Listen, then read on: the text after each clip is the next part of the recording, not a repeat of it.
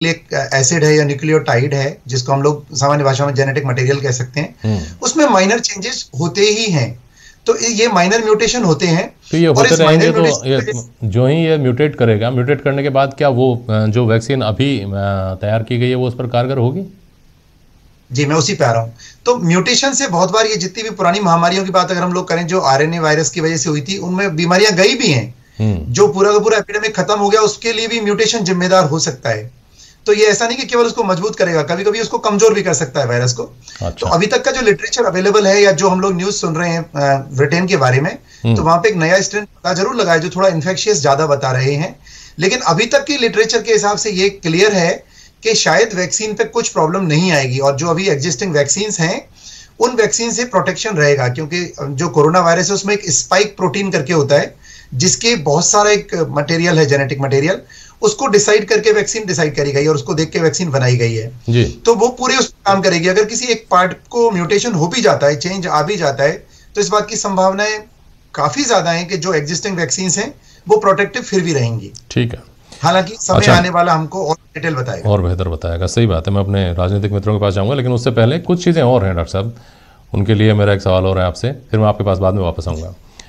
ये कहा जा रहा है, मतलब इस तरह की अफवाहें हैं, जैसा मैंने शुरू में कहा कि बहुत सारी अफवाहें, और कोरोना जब से आया है तब से अपने साथ बहुत सारी अफवाहें लेकर आए हैं, जिनको लोगों के बीच में क्लैरिटी लाने में सरकारों के पसीने आ गए, मीडिया के पसीने आ गए, आप लोगों के पसीने आ गए। उसी तरह की एक बात यह है कि साहब वैक्सीन अभी तो कोई नुकसान करे ना करे, साइड इफ़ेक्ट उसका हो नहीं हो, लेकिन क्या पता साल भर बाद कोई दिक्कत हो जाए, 2 साल बाद कोई दिक्कत हो जाए, 5 साल बाद है, तो साइड इफ़ेक्ट तो कभी भी आ सकते हैं किसी चीज़ के। इसी तरह से ये अभी से चिंता फैलाई जा रही है कि ये बनने के तो केवल दावे किए जा रहे हैं साहब, कोल्ड चेन नहीं होगी तो कहाँ पहुँचेगी। अब ये अलग बात है कि हिंदुस्तान की जो वैक्सीन है उसके बारे में कहा जा रहा है कि वो तो 40 डिग्री तक, -70 डिग्री नहीं, 40 डिग्री तक के तापमान में भी एक जगह से दूसरी जगह तक लाई ले जाई जा सकती है।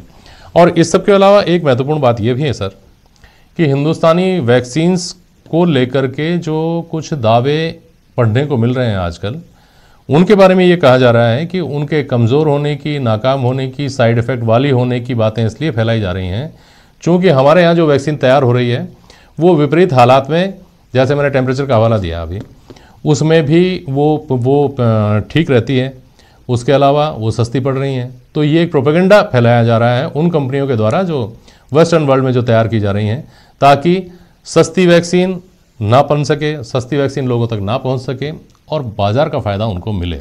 इन बातों में कितनी सच्चाई है? जी, अभी जैसे कि हम लोग डिस्कस कर रहे थे कि ये जो भी अभी हमारी इंफॉर्मेशन है वैक्सीन के बारे में, ये बहुत प्रीमेच्योर है, और अभी तक का जो हमारे पास इंफॉर्मेशन अवेलेबल है, जो भी उनके क्लिनिकल ट्रायल के डेटा अवेलेबल हैं, इंक्लूडिंग इंडियन वैक्सीन या अमेरिकन वैक्सीन, वो मोर और लेस सेफ हैं, दोनों ही वैक्सीन सेफ हैं। तो हमको इस तरीके की भ्रांतियों में ज़्यादा नहीं पड़ना चाहिए कि इसका कोई लॉन्ग टर्म जाके बहुत बड़ा साइड इफेक्ट होगा। हाँ, किसी किसी पेशेंट को एनाफाइलेक्टिक रिएक्शन हो जाते हैं, जो किसी मेडिसिन से भी हो सकते हैं, किसी अन्य दवाई से भी हो सकते हैं, और किसी अन्य वैक्सीन से भी हो सकते हैं। तो ऐसा नहीं कि वो केवल कोविड वैक्सीन के साथ रिलेटेड है, लेकिन कोई भी वैक्सीन जब नहीं आती है या कोई भी मेडिसिन जब नहीं आती है तो उसका पोस्ट मार्केटिंग सर्वे कंटिन्यूस चलता रहता है, मतलब मार्केट में आने के बाद में उसके कोई साइड इफेक्ट तो नहीं आ रहे हैं।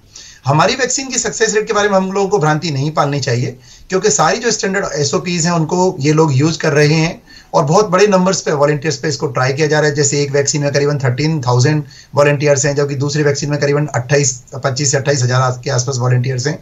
तो हमको ऐसा नहीं मानना चाहिए कि हमारी जो इंडियन कैपेसिटी है वो बहुत अच्छी है। जो सीरम इंडिया है, पुणे में इंस्टीट्यूट है, वो वर्ल्ड का लार्जेस्ट वैक्सीन मैन्युफैक्चरर है। तो हम लोग वैक्सीन के मामले में कमजोर नहीं है। हमारा देश सबसे मजबूत देशों में से एक है वैक्सीन बनाने वालों में।